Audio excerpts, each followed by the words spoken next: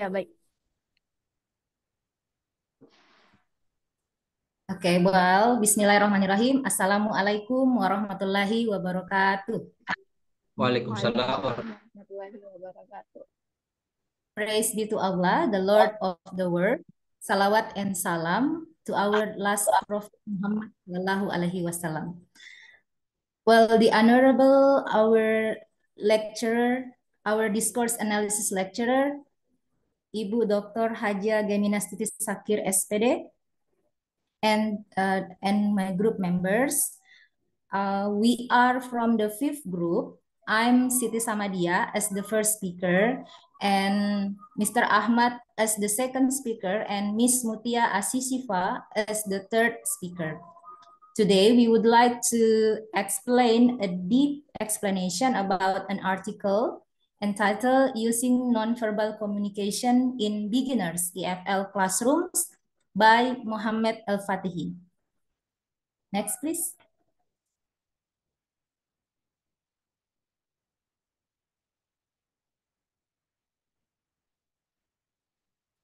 Well, using nonverbal communication, okay, thank you. Using nonverbal communication in EFL classroom, as we know that nonverbal communication plays a crucial role in language learning, particularly for the beginner in EFL classroom. Nonverbal cues such as body language, gesture, and facial expression can enhance the comprehension, build rapport, and create a positive learning environment. So this study aims at probing the different media of nonverbal communication and clarifying their usefulness to teaching and learning. To achieve this goal, a field study was conducted in Tabrikut Junior High School in Saleh, Morocco. Next. Research methodology and data collection. The objective of this research is to observe, describe, and analyze nonverbal communication in beginners EFL classroom and see how it can be used to foster learning and improve the teaching practice. There are two hypotheses here. The first is teacher-students interaction in an EFL beginners classroom. And the second one is the nonverbal communication channel can, if used instructively, foster learning and improve the teaching practice. There are four research questions. The first is nonverbal communication used in teacher-students interaction in the classroom?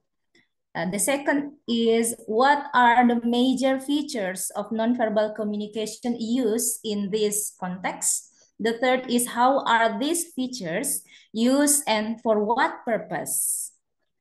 And the last is, how can these features be used to enhance learning and improve the teaching practice? Okay, the research techniques used are mainly classroom observation, questionnaires, and interviews. This study was conducted mainly in Tabrikut Junior High School in Saleh, Morocco, and the target respondents are the third grade or the ninth-form students.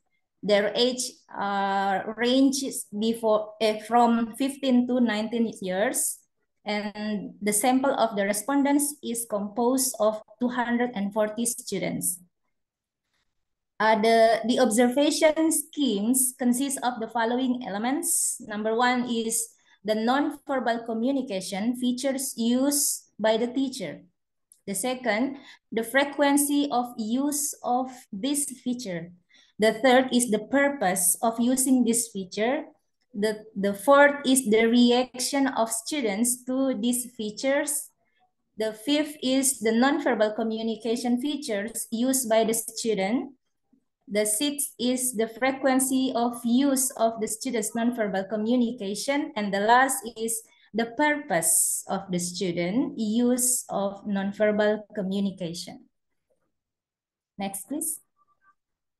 So the first in data collection, the first is observation session. which usually lasted for 2 hours. And then there is a short interview. And after that, there is a questionnaire of 15 close-ended questions administered to the target sample, 240 students. After giving the questionnaire, the last step is interviews with some students. So here the students being volunteers and they are invited to comment on their answers. Next, please. Okay, the next part is kinesics in the classroom.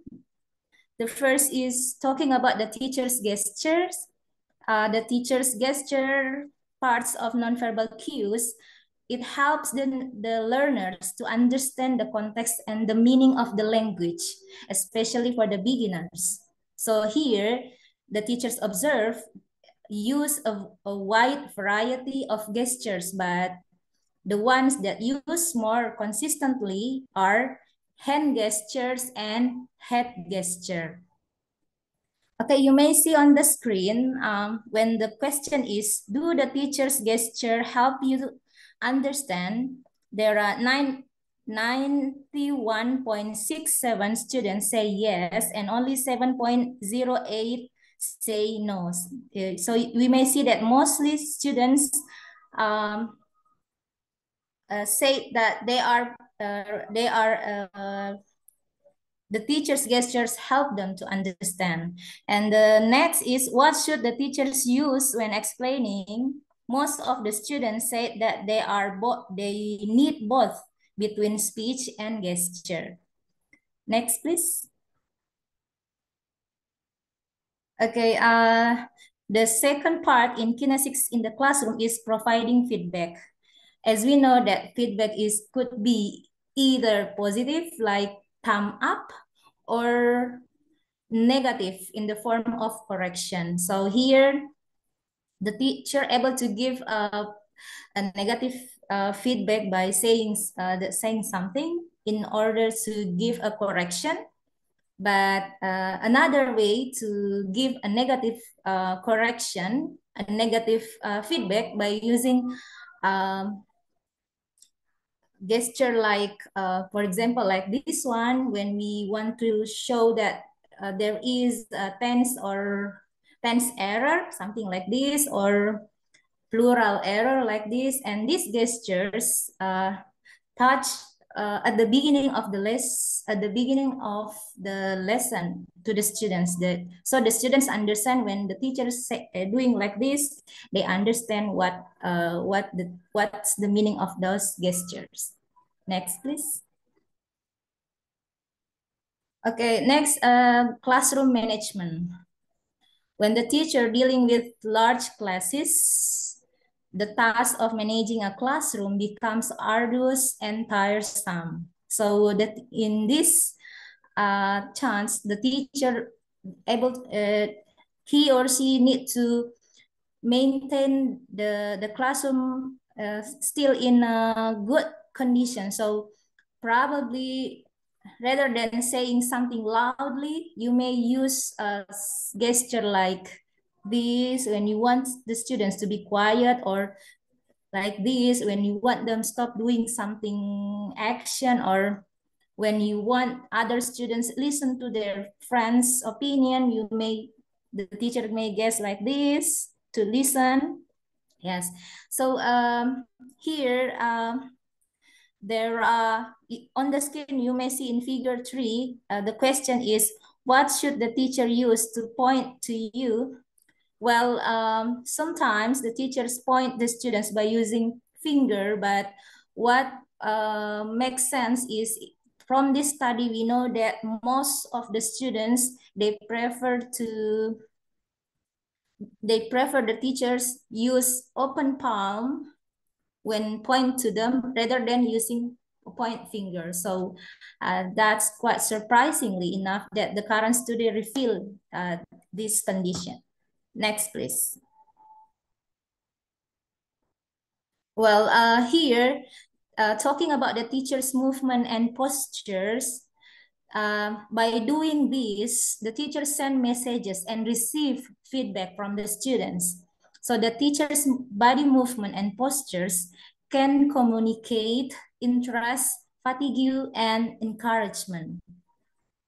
So the teachers observed in this study show two major categories: body movement and posture patterns. The first category is that the teachers who use dynamic and lively body movement and posture. This category are as revealed by the respondents' answer, motivates the learners and encourage them and make them involved in the classroom work. But the second category, on the other hand, is that the teacher who use body movement and posture in a rigid and stiff way. So these teachers usually lean on their desk and cross their arm or put their hands in their pocket. Well, they maintain one posture during the whole session. So this make the students demotivated and feeling bored. So in fact, changing posture may be used as a smooth transition between the different activities of a lesson. So body movement and posture are potential means of communication that the teachers need to use cautiously and cleverly to show interest in their students' learning, and at the same time, it able to motivate them. I think that's all my part to explain about this article. We move to the second speaker. It is Mr. Ahmad. Mr. Ahmad, time is yours.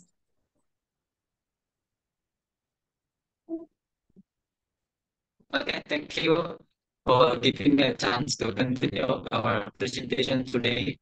The next part is talk about types of nonverbal communication.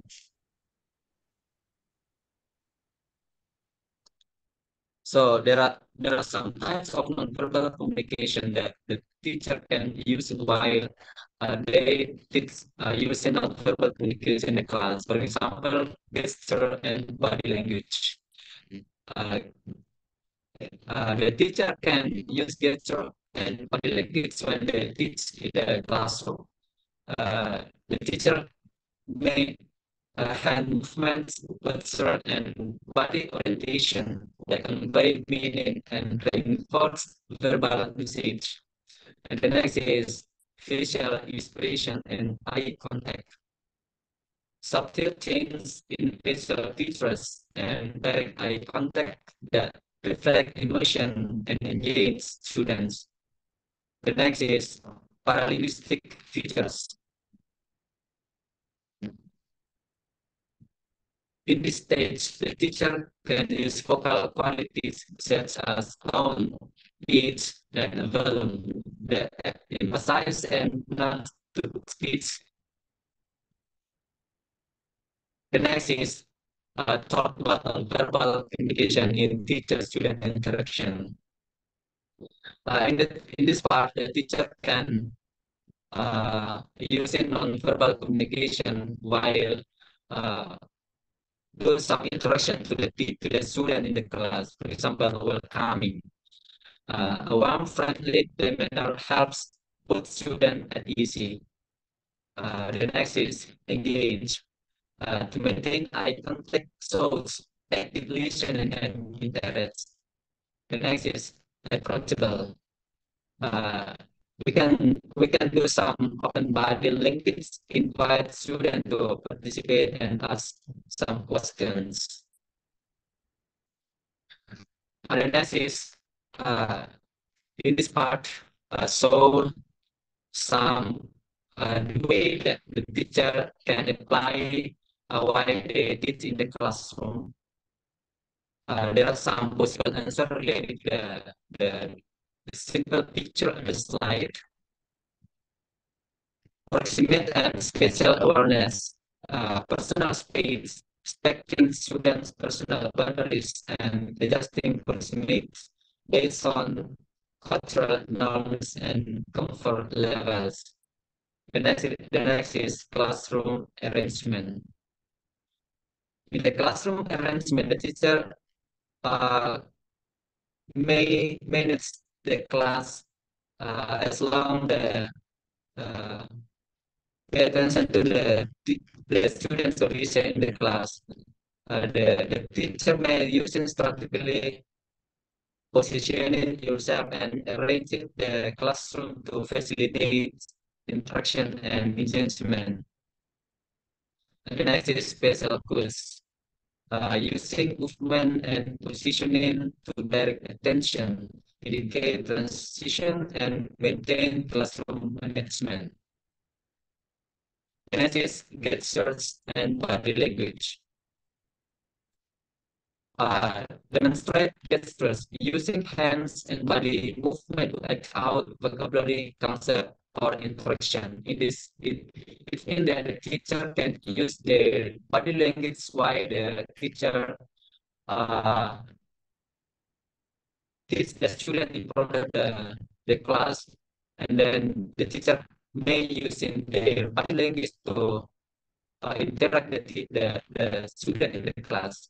And the next is dictate gestures, pointing, showing, or indicating objects, location, or direction to a comprehension. In this stage, the teacher may using this gesture when the teacher want to give some direction to the students. For example, they want to show them some direction or another. It means that if the teacher using this, the student can understand what the teacher means. The next is implementing gestures. Using cultural specific hand and body signal to convey meaning or ideas.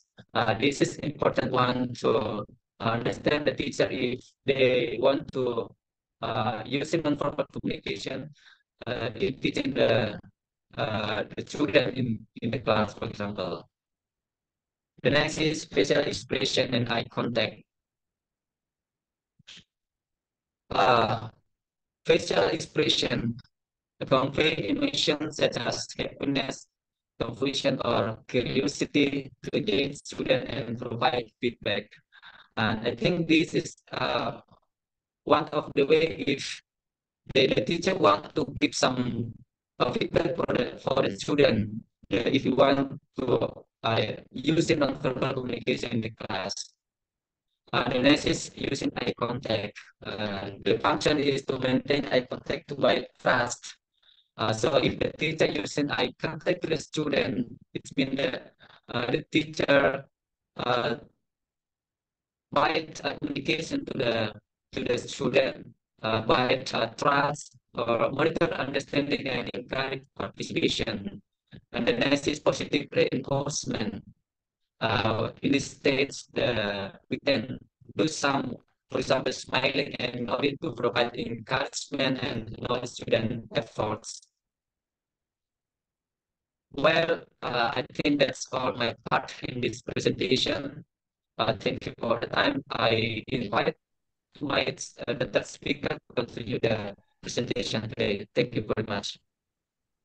Yeah, thank you, Mr. Ahmad. And we move to the third speaker, Miss Mutia. Miss Mutia Asisifa, time is yours. Okay, thank you for the chance. Let me continue the presentation.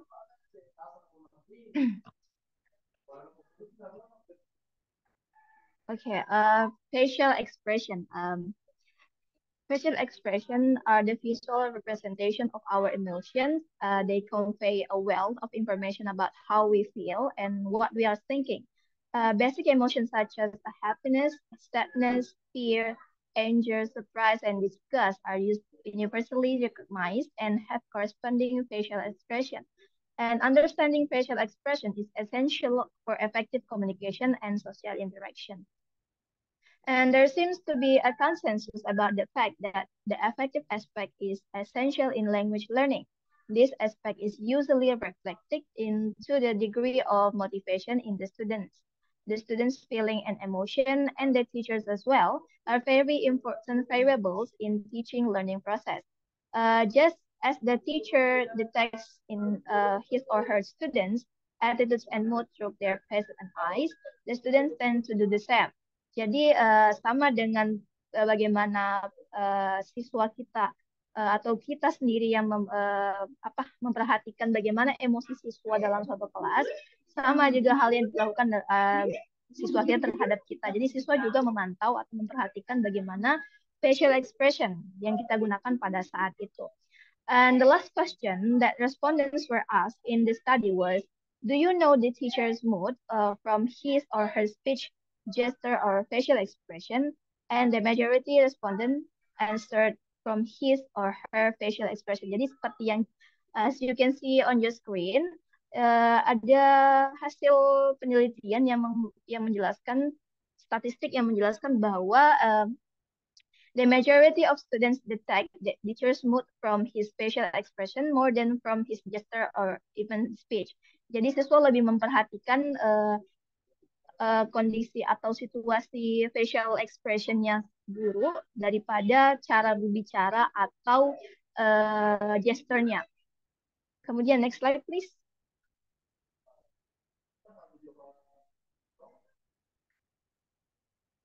Okay, thank you. Now we move to the implication. Actually, there are two implications. First, coming from implication for the practicing teachers. So, actually, there are four. The first is awareness of nonverbal communication will also encourage teachers to develop their professionalism, and they make them aware of the intricacies of nonverbal communication, which they usually take for granted. And the second is awareness of nonverbal communication will also encourage teachers to develop their professionalism. And the third, before collecting the data, the assumption was that students prefer the circle seating arrangement in the classroom. However, the result of the study revealed proof that this seating arrangement is the one that students like less. And the last one is about the teachers can get out of this study in the fact that EFL beginners are very effective about learning. Next slide, please. Second implication about implication for the practicing. Okay, there are two implications. The first one is about teacher trainers. Teacher trainers are invited to make their trainees aware of the importance of nonverbal aspects of communication in the EFL classroom, either in lectures or practical training. And the second one is related to the first implication, is the fact that nonverbal communication should be taken into consideration in the practical training that future teacher undergo. Next slide, please. Next slide, please. Okay. Last, about conclusion. Should the study achieve most of its objectives, some limitation could be not avoided. The first is the data collected will have been richer and more relevant if video recording was used, because the researcher cannot depend on memory and alone or not taking, since what is studied is a visual phenomenon. The second is related to the respondents of the study. All the respondents were researcher students being given a questionnaire by one teacher, puts some burden on the respondent and makes him or her quite embarrassed. The researcher would have liked to work with other students to make the result more objective and valid. And the third concerned the interviews. Only a couple of interviews were done with both teachers and students. The number of these interviews is thought to be insufficient to elicit the data. So it will have been more beneficial if more students and teachers were interviewed, but this was not possible because of time constraints. The last one is the fourth limitation is relates the two variables which could not be prevented. One is gender and other is the level of the students. By the first researcher means that the findings did not discriminate male students from females. And the second means that good students are taught to have some different points should normally be taken into account. In spite of all these limitations, which we hope future studies will take into consideration, the study managed to bring some valuable contribution to take the domain of teaching and learning. I think that's all for me.